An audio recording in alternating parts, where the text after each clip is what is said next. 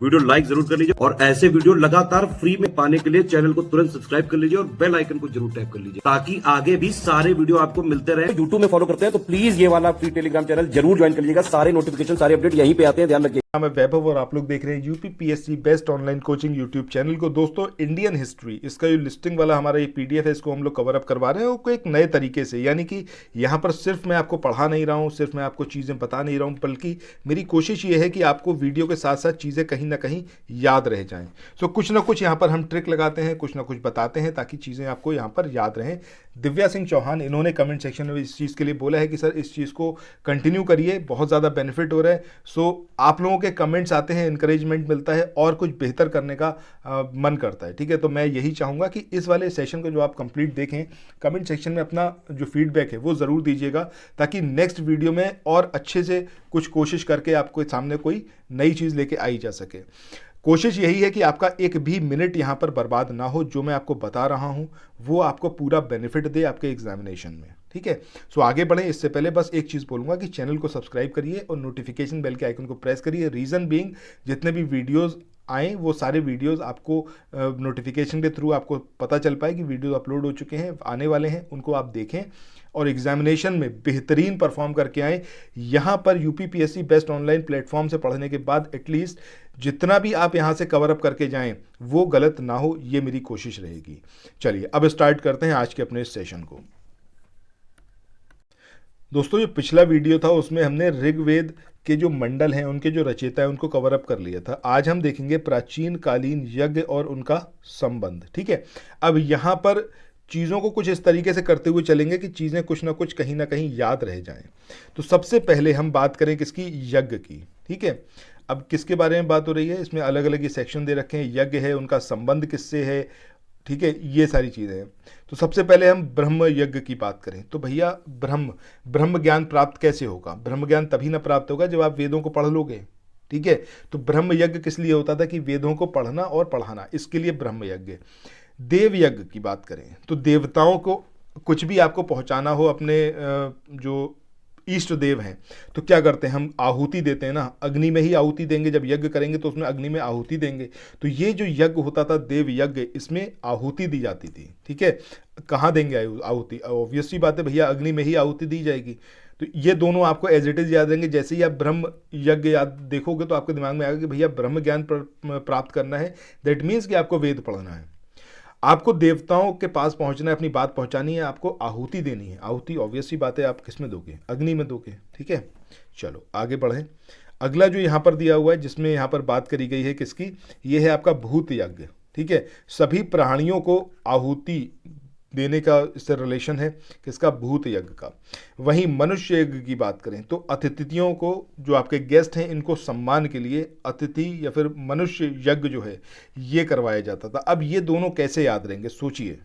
अब देखिए, किसी भी आप ओझा तांत्रिक के बारे में देखेंगे, सुनेंगे, जानेंगे तो आपको एक चीज़ समझ में आएगी कि वो भूत भगाने के लिए क्या करता है। वो भूत भगाने के लिए जो जानवर होते हैं उनकी आहुति देता है। ठीक है, आहुति इन सेंस की उनकी बलि देता है। ठीक है, तो यहाँ पर प्राणी आपको एकदम भूत से कनेक्ट हो जाएगा कि अच्छा भूत भगाने तो भैया क्या, या तो मुर्गे की बलि दी जा रही होगी या बकरे की बलि दी जा रही होगी, कई जगह भेड़ की बलि दी जाती है। मतलब प्राणी जितने भी हैं इनकी आहुति दी जाती है, इनको मतलब इनको खत्म किया जाता है। ठीक है, इस तरीके से आप इसको यहाँ पर इंटरलिंक कर सकते हैं। अब मनुष्य की बात करें, मन ले कुछ एक इन्फॉर्मेशन है आप लोगों के लिए जो बहुत इंपॉर्टेंट है। अगर आप लोग उत्तर प्रदेश पीसीएस की तैयारी कर रहे हैं, आप आरओ की तैयारी करना चाहते हैं, बीईओ की तैयारी करना चाहते हैं, इन तीनों एग्जाम की अगर आप तैयारी करने चाहते हैं तो स्टडी फॉर सिविल सर्विसेज के कोर्सेज को आप ज्वाइन कर सकते हैं कंप्लीट तैयारी के लिए। ये वन स्टॉप डेस्टिनेशन है, यहाँ पर आपको सब कुछ मिलेगा, जिसमें स्टडी मटेरियल रहेगा, टेस्ट सीरीज रहेंगी, पेड क्विज रहेंगी, सब कुछ आपको एक ही जगह पर मिलेगा।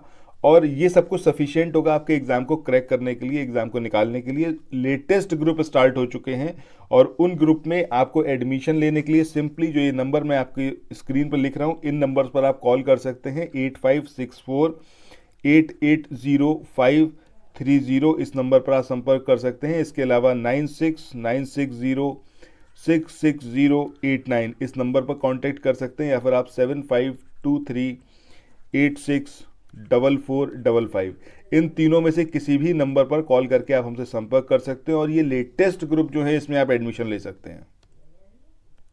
मनुष्य क्यों यज्ञ कराएगा? आज के सिनेरियो में बात कर लो तो हर आदमी बहुत ज़्यादा बिजी है, किसी के पास टाइम नहीं है, और टाइम के साथ साथ एक सबसे इंपॉर्टेंट चीज़ भैया पैसा नहीं है। ठीक है, तो कोई भी ये नहीं चाहता कि हमारे यहाँ तुम अतिथि बन के आओ, गेस्ट बन के आओ, तो भैया दूर रहो, दूर रहो, तो तुम्हारे लिए हम यज्ञ करवा देंगे, तुम हमसे दूर रहो। ठीक है, तो हर मनुष्य आज की डेट में क्या करता है, अपने गेस्ट से परेशान है, वो चाहता भैया तुम आए हो तो निकलो जल्दी, तुम्हारे लिए यज्ञ करवा रहे, तुम जाओ। ठीक है, इस तरीके से आप इसको यहाँ पर याद रख सकते हैं कि मनुष्य क्यों यज्ञ करवा रहे, ताकि अतिथि ना आए हमारे घर पे। ठीक है, इसके बाद आगे हम बात करें तो अगली ये जो टेबल आप देख रहे हो इसमें स्टेट दे रखे हैं और जो इंपॉर्टेंट स्थल हैं वो दिए हुए हैं। तो यहाँ पर पंजाब की बात करें, रोपड़, दधेरी, संघोल, देखिए इसके लिए कोई ट्रिक नहीं है, ये आप बस 2-3 बार देख लीजिए, that will be sufficient. Rajasthan के लिए बात करें, नूह, जोधपुरा और क्या, गिलोंद। ठीक है, नूह, जोधपुरा, गिलोंद। हरियाणा की बात करें तो हरियाणा में क्या, भगवानपुरा, दौलतपुर और राजा कर्ण का टीला। उत्तर प्रदेश की बात करें, ये सारी लोकेशन याद रखिएगा, आलमगीरपुर, हुलास, हस्तिनापुर, अहिछत्र, जखेड़ा, मथुरा, सोहगोरा। ठीक है, ये उत्तर प्रदेश वाली एकदम कंठस्थ कर लिए, बहुत ही इंपॉर्टेंट है। चलिए आगे बढ़ते हैं। यहाँ पर हम बात किसकी करेंगे, हम बात करेंगे यहाँ पर वेद और उनकी शाखाएं, बहुत इंपॉर्टेंट है। अब यहाँ पर भी हम कुछ ना कुछ ट्रिक लगाने की कोशिश करेंगे। सबसे पहले एक बार देख लेते हैं, ऋग्वेद की कौन सी है, शाकल। सामवेद की कौन सी है, राणायणीय। इसी तरीके से यजुर्वेद की बात करें तो यजुर्वेद की कौन सी है, कर्णव। और अथर्ववेद की बात करें तो पिपलाद और शौनक, ये किसकी हैं शाखाएं, आपका अथर्ववेद की। अब याद कैसे रहेंगी, देखिए यहाँ सबसे पहले अगर हम बात करेंगे इसकी ऋग्वेद की, तो ऋग्वेद की शाखा कौन सी है, शाकल। कैसे याद रहेगा, देखिए ऋग्वेद की शक्ल में ही आपको पहला वेद देखने को मिला है। मेरी लाइन आप समझ गए कि ऋग्वेद की शक्ल में ही आपको पहला वेद जो है वो देखने को मिला है, सबसे प्रारंभिक वेद है। तो यहाँ पर क्या हो जाएगा, शाकल किसकी शाखा रहेगी, ये रहेगी आपकी ऋग्वेद की। सामवेद संगीत से रिलेटेड है, इसका जो ये नाम यहाँ पर आप देख रहे हैं राणायणी है, तो ये अपने आप में ही एक संगीतमय शब्द नहीं लग रहा आपको, राणायणी है। ठीक है, तो ये किससे हो जाएगा आपका रिलेशन, सामवेद से। इसके बाद यजुर्वेद की बात करें, इसको आप एज इट इज़ याद करिए, कोई इसके अंदर ट्रिक नहीं बनना पॉसिबल था इसलिए नहीं बनाई है, ज़बरदस्ती कोई ट्रिक नहीं बनाएंगे।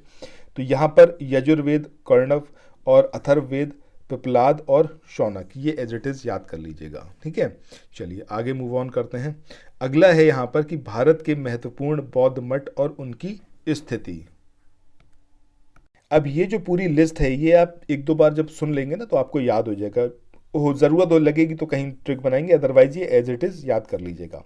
सबसे पहले धूम मठ की बात करें या फिर यीगा चालिंग की बात करें तो धूम कहाँ, पश्चिम बंगाल में। ठीक है, इसके बाद इस तरीके से भी आप इसको याद रख सकते हो, धूम मठ की हम बात कर रहे हैं तो धूम किसकी है, अगर आज की डेट में हम बात करें या फिर हम प्रारंभिक काल में भी बात कर लें तो धूम किसकी थी। बंगाल हमेशा से एक बहुत प्रॉस्परस और बहुत नॉलेजेबल स्टेट रहा है। ब्रिटिश ने सबसे ज़्यादा वहाँ पर मतलब सबसे स्टार्टिंग में वहीं पर रूल करना शुरू करा था। ठीक है, या फिर हम आज की डेट में कहें तो ममता बनर्जी की वहाँ धूम है, एक समय अंग्रेज़ों की वहाँ धूम थी। तो ये जो है हमेशा से बहुत आगे रहा है स्टेट, तो इसकी धूम रही है। ठीक है, तो यहाँ पर आप धूम मठ को किस तरीके से याद कर सकते हैं कि वहाँ पर धूम किसकी रही है, भैया ममता बनर्जी की। तो वो किससे रिलेटेड है, आपका वेस्ट बंगाल से। हम भारत के जो बौद्ध मठ हैं उनके बारे में बात कर रहे हैं। इसके बाद अगला है आपका टाबू मठ। अब ये टाबू मठ का जो कि अगर ये गांव आपको दिख गया, टाबो तो तबो, ये आपको तुरंत समझ में आ जाएगा कि अच्छा भैया ये तो यहीं का है। अब टाबू मठ है कहाँ पर एग्जैक्टली अगर हम बताएं, खाली स्टेट अगर आपको दिखा होगा तो आप ये जैसे ही आप देखेंगे आपको समझ में आएगा कोई ये बात कर रहे हैं किसी हिमालयन स्टेट की ही बात हो रही होगी। ठीक है, उत्तराखंड मुझे नहीं लगता होगा, आपने कभी भी ऐसा सुना होगा कोई नाम वहाँ पर, तो आप सीधे हिमाचल प्रदेश ही लगाएंगे। सिक्किम और हिमाचल प्रदेश में कन्फ्यूजन हो सकता है, या फिर अरुणाचल प्रदेश या हिमाचल प्रदेश में, बट आप याद रखिएगा कि टाबू मठ क्या है, हिमाचल प्रदेश। इसके बाद आगे हम बात करें तो ये है आपका की गोम्पा। अब ये कहाँ, स्पीति वैली, हिमाचल प्रदेश। नामग्याल मठ, ये तो मुझे लगता है धर्मशाला, ही सबको पता है, हिमाचल प्रदेश। इसके बाद हेमिस मठ की बात करें तो हेमिस भी सबको पता है कि लद्दाख में है। इसके बाद अलची गोम्पा मठ, ये अलची गांव लेह, ये आपको एज इट इज़ याद करना है। इसके बाद थिकसे मठ, ये भी कहाँ पर है आपका, लद्दाख में है, याद रखिएगा। लिंगदम मठ, ये कहाँ पर है, गैंगटॉक सिक्किम में। मुझे लगता है कि ये वाला आपको एज इट इज़ याद रहेगा। ठीक है, क्योंकि ये कुछ नाम से भी कुछ समझ में आता है ना, कभी कभी आप कोई नाम पढ़ते हैं आपको समझ में आता है ये वाला स्टेट होगा। तो जब हम बात करेंगे लिंगदम मठ की तो आपको याद आएगा कि अच्छा सिक्किम के बारे में बात चल रही है। ठीक है, चलिए आगे देखते हैं दूसरे मठ के बारे में। अगला जो मठ है ये क्या है आपका, रूमटेक मठ। ये बहुत ही इंपॉर्टेंट है, सिक्किम में है, बहुत इंपॉर्टेंट, याद रखिएगा एज इट इज़, अभी रट्टा मार लीजिए। इसके बाद तवांग मठ की बात करें तो ये मुझे नहीं लगता कि आप में से कोई भी कन्फ्यूजन होगा किसी को, अरुणाचल प्रदेश आपको सीधे सीधे याद रहेगा। इसके बाद नाम ड्रालिंग मठ, ये कहाँ पर, मैसूर कर्नाटक में। वोधी मंडा मठ बोधगया बिहार में। शंकर मठ की बात करें लद्दाख में। साशुर मठ की बात करें लाहौल स्पीति हिमाचल प्रदेश में।